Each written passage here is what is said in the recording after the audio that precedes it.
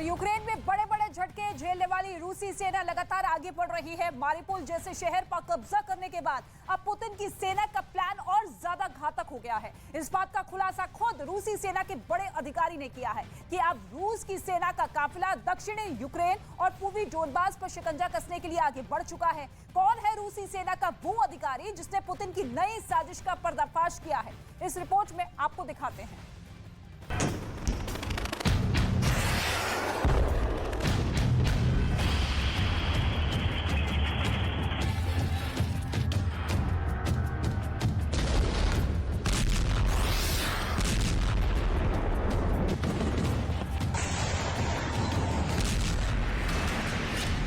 रूस के घातक प्लान का पर्दाफाश।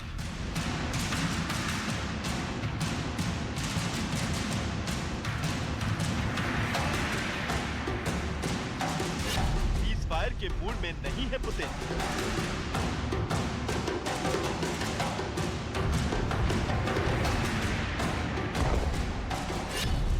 यूक्रेन में होगा खूनी खेल।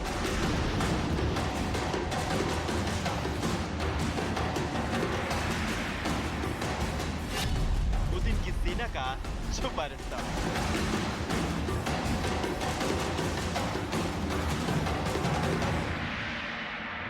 जिस जंग को करीब 2 महीने हो चुके हैं, जिस जंग ने दुनिया को सकते में ला दिया है,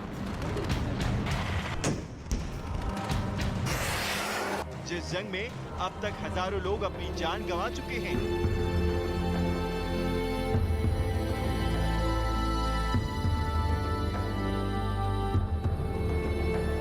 जिस जंग की वजह से अब तक लाखों लोग बेघर हो चुके हैं, जिस जंग से तीसरे विश्व युद्ध की आहट आ रही है,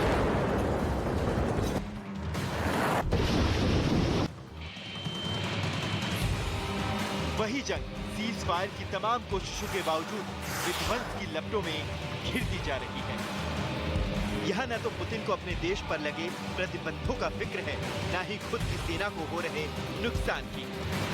पुतिन का यहाँ सिर्फ एक ही मकसद है और वो है यूक्रेन के कोने कोने पर अपना वर्चस्व कायम करना।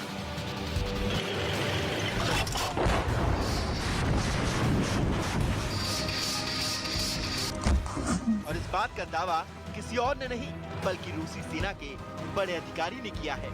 रूसी सेना के जिस अधिकारी ने पुतिन के प्लान का पर्दाफाश किया है, उसका नाम है रुस्तम मिनेकेयेव। रुस्तम को रूसी सेना की प्लान मिशनरी का अहम किरदार माना जाता है, इसलिए रुस्तम के हवाले से आई इस खबर को समझिए। समाचार एजेंसी राइटर्स को रुस्तम ने बताया कि मॉस्को पूरे दक्षिण और पूर्वी यूक्रेन को कब्जे में लेना चाहता है।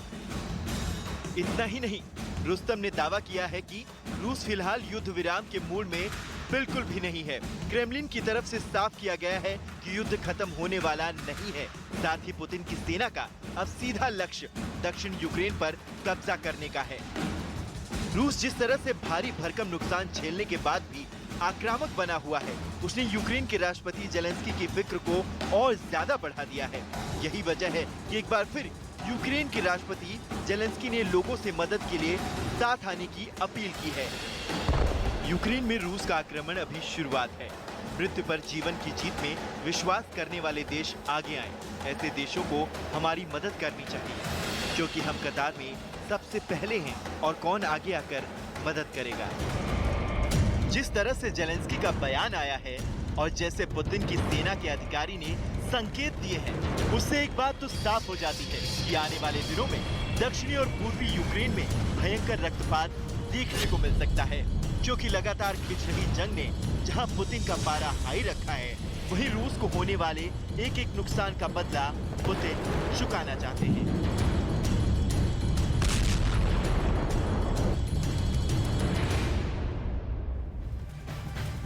और रूस और यूक्रेन की जंग में बोरिस जॉनसन यूक्रेन के राष्ट्रपति जेलेंस्की के सबसे बड़े मददगार साबित हुए हैं। वो यूक्रेन के सैनिकों को ब्रिटेन में ट्रेनिंग दिला रहे हैं। इस बीच खबर यह है कि ब्रिटेन ने पोलैंड को अपने चैलेंजर 2 टैंक भेजने का फैसला किया है। बदले में पोलैंड से T-72 टैंक यूक्रेन को देने को कहा गया है। वहीं दिल्ली में ब्रिटेन के प्रधानमंत्री बोरिस जॉनसन ने यह कह दिया है कि जंग अभी लंबी चलेगी, इसमें 1 साल भी लग सकता है और वो संकट की इस घड़ी में यूक्रेन का साथ देते रहेंगे।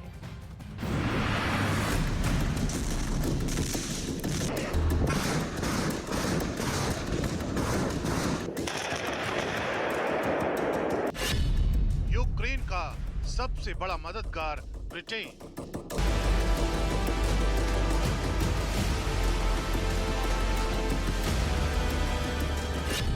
रूस के खिलाफ जंग में दोस्ती निभाई।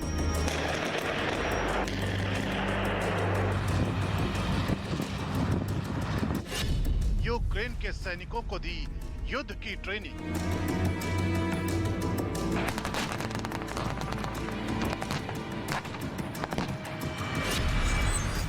पोलैंड के रास्ते यूक्रेन को हथियार भेज रहा ब्रिटेन।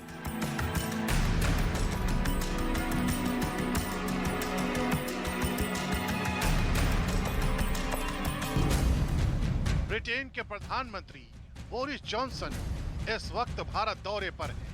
इस दौरान दिल्ली में उन्होंने कबूल किया कि ब्रिटेन ने यूक्रेन के सैनिकों को रूस के खिलाफ युद्ध लड़ने के गुर सिखाए हैं, यानी यूक्रेन के सैनिकों को ट्रेनिंग दी है। But what we can do to back them up with weaponry, with training, and with intelligence sharing. Not like an Article 5 guarantee, won't be exactly the same thing, but what it will be I hope, it will be enable the Ukrainians to offer deterrence by denial, and to make sure that their territory is so fortified as to be impregnable in the future to further attack from Russia. इसके लिए Ukraine के 20 से ज्यादा जवान पिछले दिनों Britain पहुंचे। इस दौरान वहां यूके की सेना ने इन्हें बख्तरबंद गाड़ियों में लगे हथियारों को चलाने की ट्रेनिंग दी। सेना की इन गाड़ियों में मैस्टिफ, वुल्फ हाउंड और हस्की जैसे खतरनाक वाहन भी शामिल रहे। इनमें मैस्टिफ और वुल्फ हाउंड तो अफगानिस्तान जंग में भी अपना जलवा दिखा चुके हैं। अब यही सेना की गाड़ियां यूक्रेन में पुतिन के जवानों को टक्कर देगी।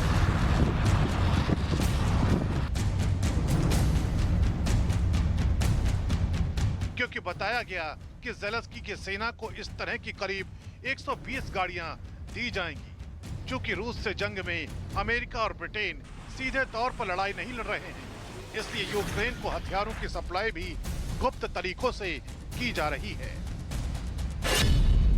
ब्रिटेन अपने चैलेंजर 2 टैंक पोलैंड भेजेगा और पोलैंड से T-72 टैंक यूक्रेन की सेना को मिलेंगे। चैलेंजर 2 टैंक 1990 से ब्रिटेन की आर्मी का हिस्सा हैं। उनके बेड़े में अब भी करीब 200 चैलेंजर 2 टैंक शामिल हैं। Sending tanks to Poland to help them as they send some of their T-72s to Ukraine, and other steps like that. And you know, I think about the anti-ship defenses and so on. पहले Britain के सांसद सीधे Ukraine को challenger 2 tank देने पर विचार कर रहे थे, लेकिन बाद में इस आइडिया को ड्रॉप कर दिया गया। उसकी वजह यह थी कि यूक्रेन के सैनिकों को चैलेंजर 2 टैंक चलाने का अनुभव नहीं था और उनमें कुछ तकनीकी खराबी होने पर मुश्किलें सामने आती। इसलिए ब्रिटेन ने पोलैंड को चैलेंजर 2 टैंक देने का फैसला किया और पोलैंड समेत पश्चिमी देशों से T-72 टैंक और दूसरे ऐसे ही टैंक यूक्रेन को देने को कहा ताकि रूसी सेना से मुकाबला कर सके।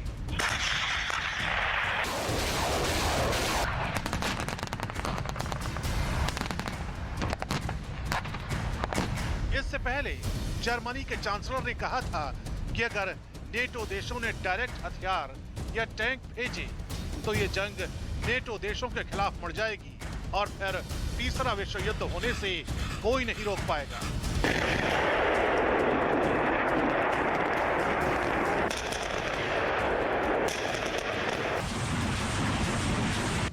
लेकिन इन खतरों के बीच ब्रिटेन लगातार यूक्रेन की मदद कर रहा है और रूस की आंखों में आंखें डालकर ऐलान किया है कि वो यूक्रेन की मदद करता रहेगा। इसके साथ ही ब्रिटेन ने यूक्रेन के लवीव में अपने दूतावास को भी दोबारा खोलने का फैसला किया है, जो युद्ध के चलते कुछ वक्त के लिए बंद कर दिया गया था।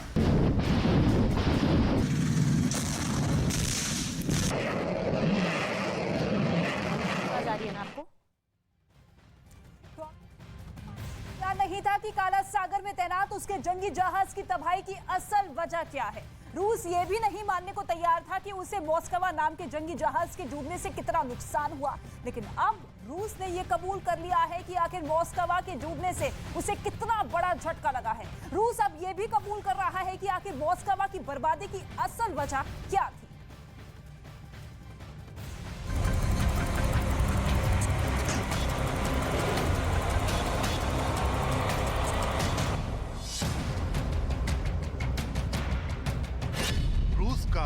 सबसे बड़ा कबूलनामा।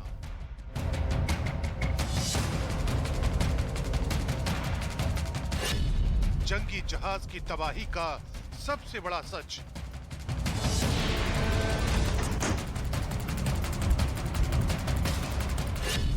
काला सागर में यूक्रेन के काल की अंत कथा।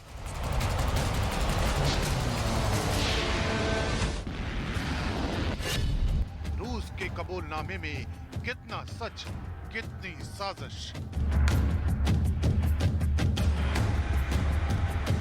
ये रूस की रक्षा पंक्ति का वही जहाज है जिसकी तबाही ने पुतिन का पारा हाई कर दिया। ये काला सागर में यूक्रेन का वही काल है जो अब महज तस्वीरों का हिस्सा बनकर रह गया है। ये रूस का वही रक्षक है जिसके अंत की पटकथा लिखने का दावा खुद यूक्रेन ने किया था। ये वही मॉस्कवा है जिसकी बदौलत रूस ने काला सागर में मौत का चक्रव्यूह बिछा रखा।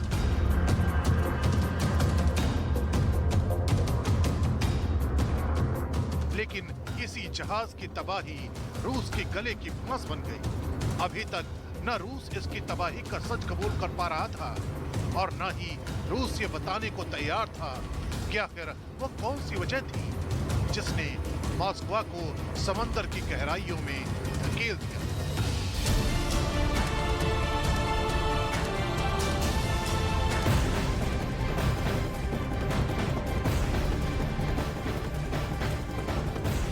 और सीधा रुख इस वक्त की बड़ी खबर की तरफ करेंगे। सांसद नवनीत राणा की गिरफ्तारी को लेकर यह खबर सामने आ रही है। मुंबई पुलिस उन्हें अपने साथ ले गई है। नवनीत राणा को खार पुलिस स्टेशन ले जाया गया। गिरफ्तारी पर नवनीत राणा का बयान भी सामने आया है। पुलिस ने मुझे जबरन उठाया। मुंबई पुलिस पर जबरन उठाने का आरोप सांसद नवनीत राणा के जरिए लगाया जा रहा है। गिरफ्तारी उनकी यहां पर हुई है और देखिए मौके की तस्वीर भी इस वक्त आपके सामने। नवनीत राणा की गिरफ्तारी के बाद उन्होंने कहा कि मुझे जबरन गिरफ्तार किया गया है, यानी कि जोर जबरदस्ती उनकी गिरफ्तारी को लेकर की गई है। जानकारी आप तक पहुंचा रहे हैं कि किस तरह से ये पूरा मामला सामने आ रहा है और गिरफ्तारी यहां पर उनकी की गई है। सीधा सीधा आरोप उनके जरिए लगाया गया है पुलिस पर कि जबरन उन्हें उठाया गया। विवेक गुप्ता हमारे सहयोगी ज्यादा जानकारी के लिए। विवेक, क्या कुछ जानकारी? देखिए सबीना, आपको बताना चाहेंगे कि जो हनुमान चालीसा पाठ को लेकर अमरावती की निर्दलीय सांसद नवनीत राणा और उनके पति निर्दलीय विधायक रवि राणा ने साफ तौर पर कहा था कि वो शनिवार यानी कि आज सुबह मातोश्री जो उद्धव ठाकरे का प्राइवेट घर है वहां पे जाके वो हनुमान चालीसा का पाठ करेंगे। उसको लेकर काफी ज्यादा शिव सैनिक सड़कों पर उतरे आए थे और भारी मात्रा में जहाँ पे नवनीत राणा के घर है मुंबई के खार इलाके, वहां पर भी शिव सैनिकों के काफी ज्यादा मौके पे पहुंच गए थे। लॉ एंड ऑर्डर खराब ना हो इसके लिए मुंबई पुलिस ने बकायदा राणा दंपति से कल ही सीआरपीसी 149 एक्ट के तहत नोटिस भेजा था, साइन करवाई थी, लेकिन आज भी कुछ शिव सैनिक जबरदस्ती वहां गए। अब ये जो जानकारी मिल रही है कि शिव सैनिकों ने पुलिस में नवनीत राणा और रवि राणा के खिलाफ शिकायत की थी, जिसके बाद मुंबई पुलिस ने कार्रवाई करते हुए सबसे पहले नवनीत राणा और उनके पति रवि राणा को खारपुर ने पिक किया है और खारपुर स्टेशन ले गए हैं। और अभी जो जानकारी मिल रही है कि इसमें इस पूरे मामले में मुंबई पुलिस ने निर्दलीय सांसद जो अमरावती की है नवनीत राणा, उन्हें आधिकारिक रूप से गिरफ्तार कर लिया है। तो नवनीत राणा की गिरफ्तारी की तस्वीर भी यहाँ पर सामने आ रही है। इस बीच क्या कुछ कहा जा रहा है नवनीत राणा की तरफ से विवेक कि उन्हें जबरन गिरफ्तार किया गया है? क्या वाकई जो तस्वीर नजर आ रही है वो इस तरफ इशारा करती है कि जबरन किया गया है, कानूनी तौर पर नहीं, या फिर कानूनी तौर पर किया गया है लेकिन बयानबाजी अब शुरू हो रही है? देखिए सबीना, देखिए जब भी मुंबई पुलिस की कार्रवाई और पुलिस के सोर्स सूत्र बता रहे हैं, उनका कहना है कि कोई भी इलीगलिटी को फॉलो नहीं किया गया है। सारे जो कानूनी कार्रवाई और कानूनी प्रक्रिया होती है उसे पूरी तरह से फॉलो किया गया है जब मुंबई पुलिस नवनीत राणा को उसके घर से उन्हें डिटेन करके ले जाने की कोशिश कर रही तब वहां पे महिला कांस्टेबल पूरी कानूनी कार्रवाई को फॉलो किया गया है। हालांकि नवनीत राणा को डिटेन करने के बाद वो आरोप लगा रही है मुंबई पुलिस पे कि उन्हें जबरन उनके घर से मुंबई पुलिस पिक करके ले गई है। लेकिन मुंबई पुलिस का साफ तौर पर कहना है कि शिकायत मिलने के बाद मुंबई पुलिस की टीम वहां पे गई है और टीम पहुंचने के बाद उन्हें बाकायदा घर से डिटेन किया गया है और मुंबई पुलिस की गाड़ी में उन्हें मुंबई के खार पुलिस स्टेशन लाया गया है। खार पुलिस स्टेशन में अब मुंबई पुलिस ने उन्हें आधिकारिक रूप से गिरफ्तार कर लिया है। अब ये होगा कि फिलहाल ये कोर्ट बंद है तो होगा कि जी विवेक, नजर बनाए रखिएगा इस पूरी खबर पर, आगे भी आपकी तरफ रुख करेंगे।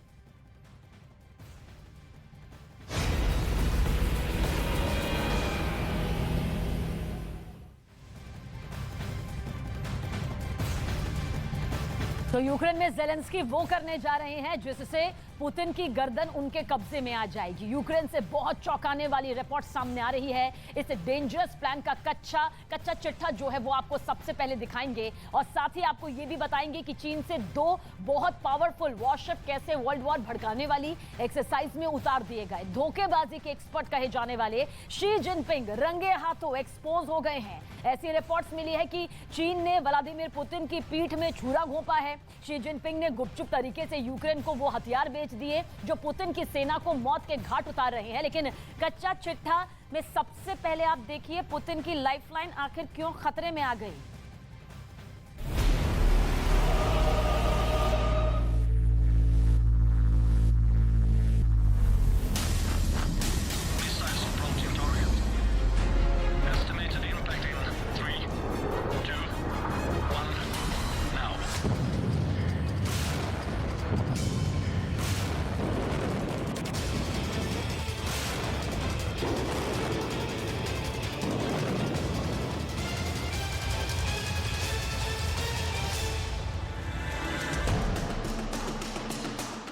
क्या ज़ेलेंस्की अपने बंकर में बैठकर ऐसे ही बहुत बड़े हमले की तैयारी कर रहे हैं?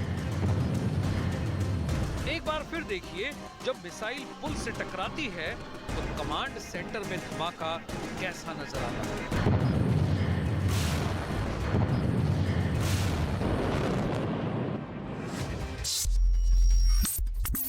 क्या ज़ेलेंस्की पुतिन को दूसरा झटका और भी जोर से देने वाले हैं?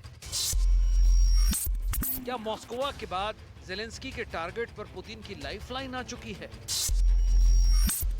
क्योंकि ये हमला हुआ तो पुतिन पूरे यूरोप पर बम बरसा देंगे। पुतिन की लाइफलाइन क्या है? कैसे ज़ेलेंस्की पुतिन की सांसें थाम सकते हैं? क्या रूस का गला दबाने के लिए ज़ेलेंस्की एक बहुत बड़े मिसाइल अटैक का प्लान फाइनल कर चुके हैं?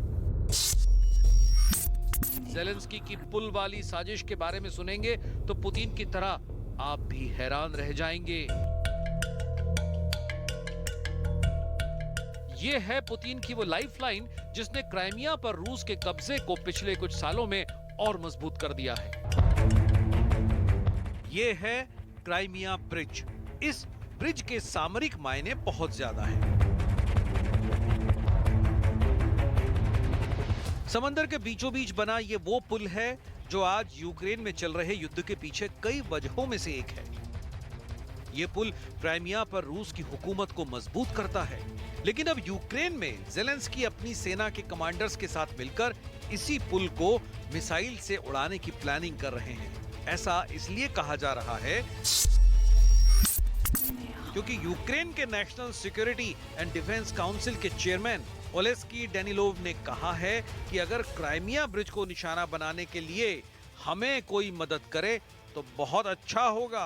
Танки «Леопард», бронетранспортери, протикорабельні ракети «Гарпун» – це те, що у вас є і чим ви можете допомогти захисту свободи і цивілізації Європи. Тому звертаюсь до вашої держави з проханням надати нам цю допомогу. Ми потребуємо посилення санкційного тиску на Росію.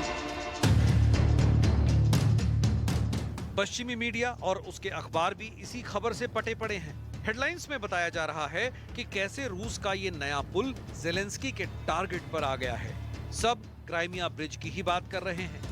पुतिन और उनकी सेना ने जब से ज़ेलेंस्की के इस प्लान के बारे में सुना है, तब से पुतिन की कुछ ऐसी ही तस्वीरों के ख्वाब आ रहे हैं।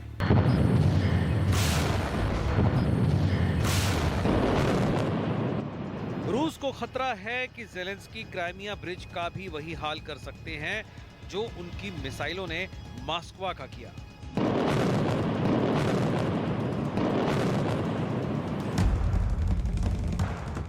$3.5 अरब से ज्यादा की लागत से तैयार हुए इस पुल के 2 हिस्से हैं, यानी 2 समानांतर पुल बनाए गए हैं। इनमें एक रेल यातायात के लिए है, जिससे पुतिन तेजी से अपनी फौज की तादाद क्राइमिया में बढ़ा सकते हैं। ऐसी तस्वीरें कई बार आई हैं जब रूस के टैंक इसी रास्ते से क्राइमिया तक पहुंचाए गए। वहीं दूसरा रास्ता गाड़ियों के लिए है। क्राइमिया पहले यूक्रेन का हिस्सा था, लेकिन 2014 में रूस ने इस पर कब्जा किया और फिर यहाँ जनमत संग्रह करा के इस पर अपना हक जताया। 2014 में ही रूस ने इस पुल को बनाने का प्रोजेक्ट शुरू किया और 2018 में इसे तैयार कर दिया। खुद पुतिन ने इस पुल का उद्घाटन किया था। उन्होंने खुद ट्रक चलाकर इस पुल को पार किया था। ट्रकों का काफिला लेकर वो क्राइमिया गए थे। पुतिन का ट्रक ड्राइवर के तौर पर क्राइमिया पहुंचना रूस की ताकत का एक और मुजाहिरा था।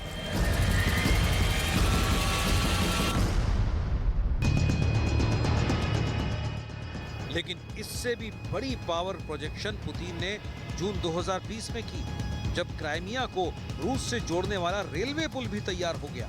तब भी उद्घाटन पुतिन ने ही किया, जब वो उसी ट्रेन के इंजन में बैठकर क्राइमिया तक गए। पुतिन ने दुनिया को दिखा दिया कि अब क्राइमिया को उनसे कोई नहीं छीन सकता। अमेरिका और यूरोपीय संघ पुतिन की इस सीनाजोरी से बुरी तरह चिढ़ा हुआ है और आज भी वो क्राइमिया को रूस का हिस्सा नहीं मानता। अब सवाल है कि क्या ज़ेलेंस्की इसी पुल को टारगेट करके क्राइमिया की बेइज्जती वाला बदला लेंगे? सवाल ये भी कि अगर ज़ेलेंस्की ने ऐसा हमला किया तो क्या वो यूरोप को खतरे में डाल देंगे और नौबत वर्ल्ड वॉर की आ जाएगी? ऐसी नौबत क्यों आ सकती है? इस ब्रिज और इसकी पुतिन के लिए क्या अहमियत है, आप उसे देखकर बहुत अच्छी तरह समझ सकते हैं।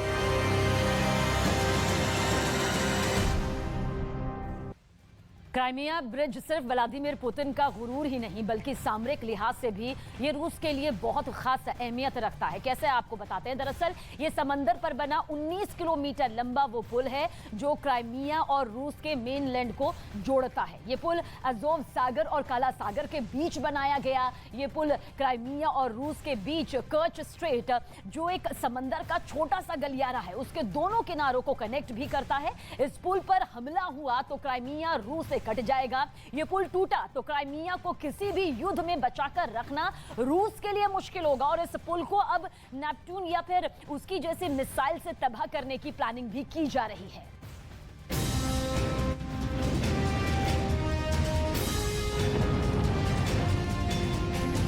अब देखिए कि अगर यूक्रेन ने फिर नेपट्यून मिसाइल से हमला किया और वो भी क्राइमिया के ब्रिज पर, तो वो अटैक कैसे लॉन्च किया जाएगा? नेपट्यून मिसाइल को यूक्रेन की फौज समंदर के आसपास उस किनारे से लॉन्च करेगी जहां अब भी रूस का कब्जा नहीं हुआ है। नेपट्यून को फायर किया गया तो वो कुछ इस तरह अपने टारगेट की तरफ बढ़ेगी।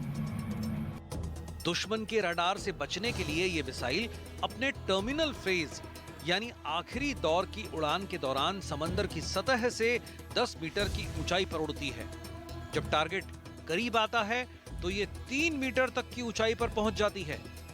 यही वजह है कि किसी वॉरशिप के क्लोज इन वेपन सिस्टम भी इसे आसानी से नहीं रोक पाते। यहाँ तो रूस का एक पुल है जिसे बचाने के ऑप्शन भी पुतिन के पास बहुत कम होंगे। इसका भी वही हाल होगा जो रूस के मिसाइल क्रूजर मॉस्को का हुआ।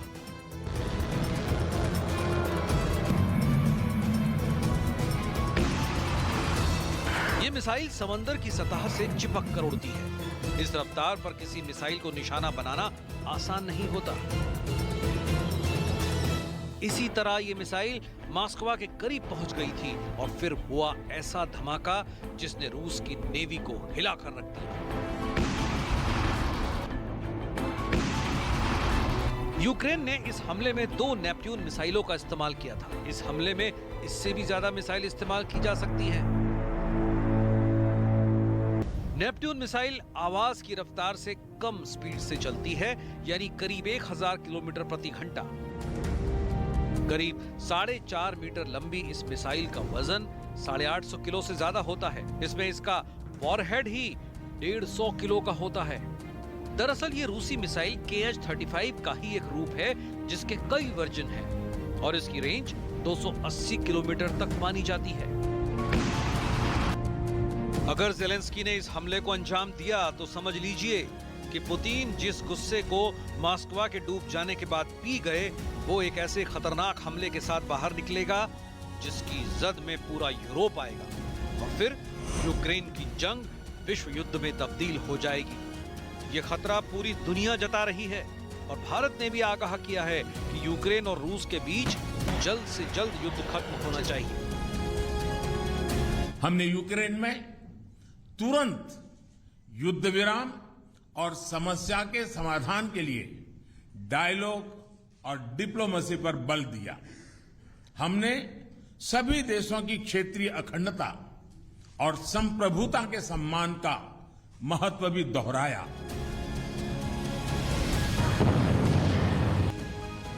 लेकिन रूस के सबसे खास वॉरशिप पर यूक्रेन का हमला पुतिन के लिए बहुत बड़ा झटका रहा है और इस बात में कोई शक नहीं कि ज़ेलेंस्की इसे अब पुतिन के पुल पर भी दोहरा सकते हैं।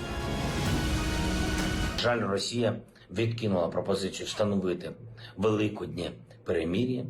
Це дуже добре демонструє, як насправді керівники цієї держави ставляться до християнської віри, до одного з найбільш радісних та важливих свят. Але ми зберігаємо надію на мир, надію на те, що життя переможе смерть.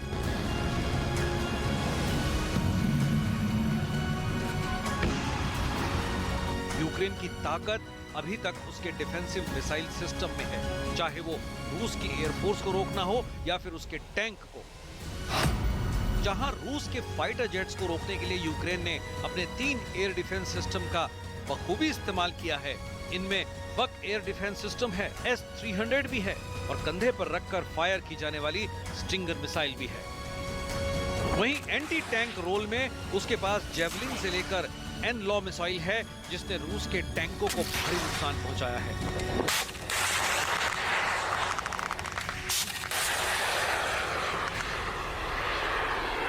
मरियुपोल से लेकर कीव के आसपास रूसी टैंकों का कब्रिस्तान बनाने वाली ये मिसाइल अब भी पुतिन की फौज के लिए बड़ी दहशत बनी हुई है।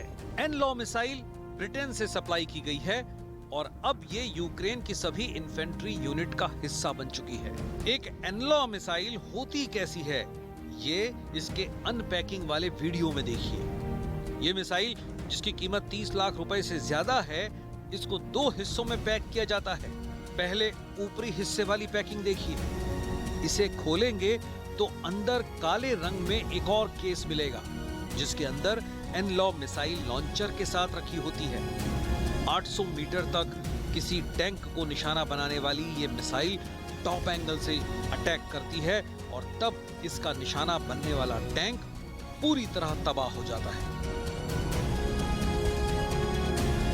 वहीं रूस के मिसाइल क्रूजर को निशाना बनाने के बाद ज़ेलेंस्की ने पुल उड़ाने का जो मैसेज दिया है, उसका खौफ पुतिन की फौज को बहुत ज्यादा डरा सकता है, क्योंकि इससे समंदर के रास्ते रूस ने जो लाइफलाइन क्राइमिया तक तैयार की है, वो खत्म हो जाएगी। दरअसल 3 हफ्तों के अंदर ही रूस ने अपने 2 वॉरशिप खोए, जिसके बाद खतरा नजरअंदाज नहीं किया जा सकता। 23 मार्च 2022 को मरियुपोल के पास रूस ने अपना लैंडिंग शिप ओर्स खोया और अब फिर 13 अप्रैल 2022 को ओडेसा के पास ब्लैक सी में रूस का फ्लैगशिप मिसाइल क्रूजर मोस्कोवा पर मिसाइलों से हमला हुआ। इसलिए यूक्रेन की धमकी को पुतिन कतई हल्के में नहीं ले सकते। वो अपनी 2 बहुत ही खतरनाक नेपट्यून एंटी-शिप मिसाइल मोस्कोवा को डुबाने में इस्तेमाल कर चुका है। क्या अब ऐसे ही शोले पुतिन के पुल को भी उखाड़ फेंकेंगे? पूरी दुनिया की नजर अब क्राइमिया ब्रिज पर बनी हुई है।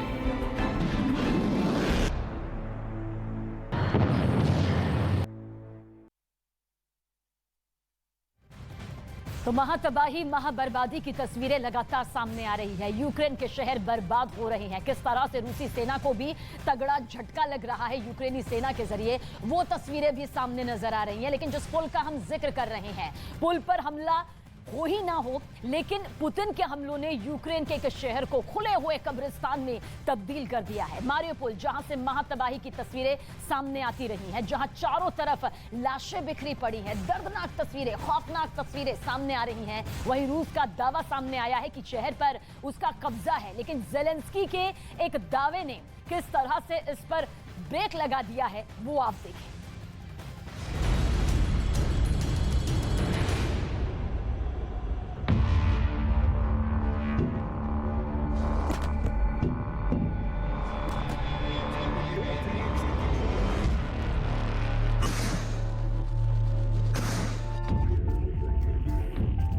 इन तस्वीरों के साथ रूस ने मारियुपोल पर कब्जे का दावा कर दिया है। कहीं जश्न मन रहा है,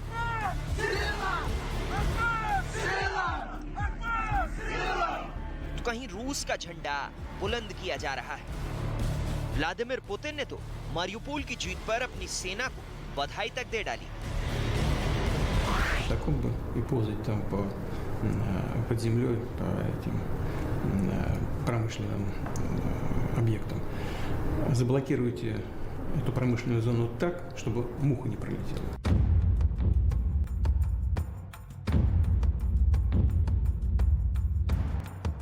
लेकिन मारियुपोल में पिक्चर अभी बाकी है।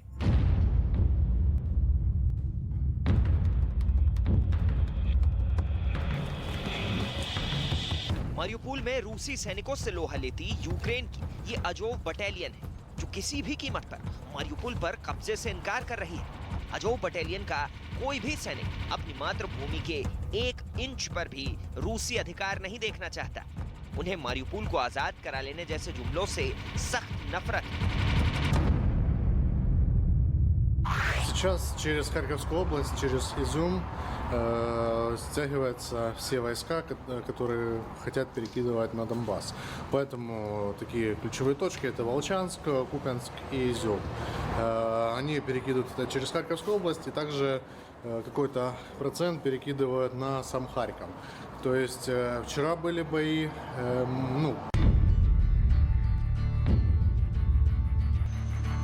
यूक्रेन के अजोव यूनिट को हर उस टैंक से नफरत है जो उसकी धरती को रौंद रहा है। अजोव यूनिट के हर उस कमांडर को रूस से नफरत है जो यूक्रेन की धरती को नेस्तनाबूद करने के ऑर्डर दे रहा है। अजोव बटालियन के ड्रोन हैंडलर्स चुन चुन कर मारियुपोल से रूसी टैंकों का सफाया कर रहे हैं। एक तरफ रूस मारियुपोल में निर्दोष लोगों की लाशें गिन रहा है, तो अजोव बटालियन अपने लोगों का बदला दुश्मन के टैंकों से ले रही है। मारियुपोल शहर के बाहर रूसी टैंकों का कब्रगाह बनकर तैयार हो गया है।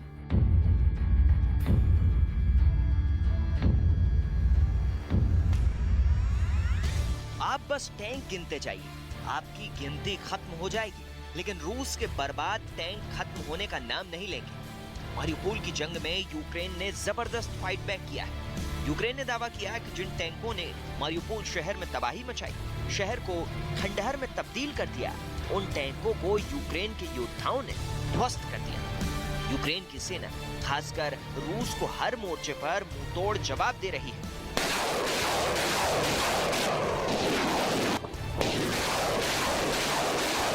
रूस यूक्रेन पर हमले कर रहा है। कभी मिसाइल दाग रहा है, तो कभी टैंक से गोले बरसा रहा है, और कभी लड़ाकू विमान के जरिए यूक्रेन के ठिकानों पर बमबारी कर रहा है। यूक्रेन के शहर शहर रूसी बमबारी से वीरान हो गए हैं। ज़ेलेंस्की को घुटनों पर लाने के लिए पुतिन की सेना वहां के शहरों पर एयर स्ट्राइक कर उन्हें तबाह करने में जुटी है, क्योंकि रूस को यह पता है कि अगर कीव में दाखिल होना है तो उसे आसपास बसे शहरों पर कब्जा जमाना होगा। लेकिन आजोव हार मानने को तैयार नहीं। Пойти полностью на Донбасс, проиграть, и, скорее всего, он пропадет. Поэтому и после этого упадет режим, и тогда уже можно будет о чем-то разговаривать. Да, сейчас никаких соглашениях речи не может быть.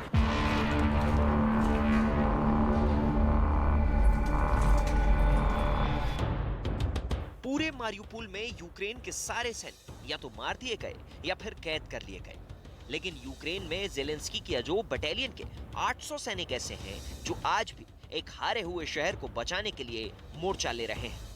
यूक्रेन के मारियुपोल शहर में जो हुआ है, इसे महसूस करने के लिए सबसे पहले मारियुपोल के खौफनाक मंजर को देख लीजिए। ये तस्वीरें उसकी गवाही दे रही हैं। ये शहर रूस के प्रचंड हमलों से कांप उठा है। जंग के मैदान से आई इन तस्वीरों ने पूरी दुनिया को डरा रखा है। ऐसी ही भयावह तस्वीरों के बीच मारियुपोल से आई तस्वीरें इस वक्त चर्चा का विषय बनी हुई हैं। शहर में इतनी तबाही हुई है कि लाशें गिनना नामुमकिन हो गया है। रूसी सेना ने अपने हमले और तेज कर दिए हैं। यूक्रेन पर एक ही दिन में रूस ने 1100 हमले किए। रूसी राष्ट्रपति व्लादिमीर पुतिन ने पूर्वी यूक्रेन के डोनबास में भाड़े के 20,000 सैनिक तैनात किए हैं, जिनमें वैगनर ग्रुप और चेचन आर्मी भी शामिल है। इसके पहले रूस की सेना की तरफ से दावा किया गया कि मारियुपोल पर कब्जा हो चुका है, लेकिन बाद में वहां दोबारा लड़ाई शुरू होने की खबरें आईं। अब ज़ेलेंस्की ने बताया कि इसके पीछे यूक्रेन के सैनिकों का हौसला है, जो संख्या में कम होने के बावजूद मारियुपोल से पीछे नहीं हटे।